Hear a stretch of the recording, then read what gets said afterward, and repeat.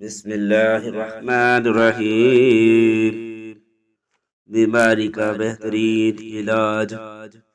حضرت عثمان بن عفان روایت کرتے ہیں کہ حضور صلی اللہ علیہ وآلہ وسلم میرے پاس تشریف لائے جبکہ اس وقت میں بیمار تھا۔ آپ صلی اللہ علیہ وسلم نے 7 مرتبہ یہ پڑھا: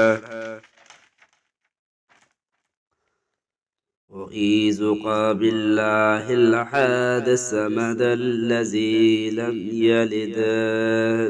يلد ولم يولد۔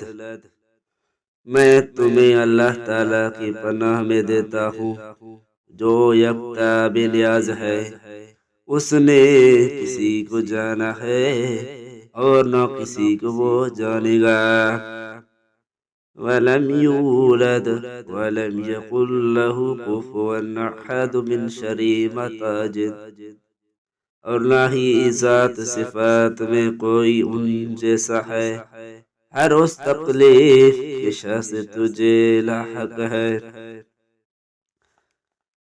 پھر جب آپ صلی اللہ علیہ وسلم نے جانے لگے تو آپ صلی اللہ علیہ وسلم نے فرمایا: اے عثمان، یہ پڑھا کرو، چنائے نجاح، میں نے ان کلمات سے بہترین کوئی علاج نہیں پایا۔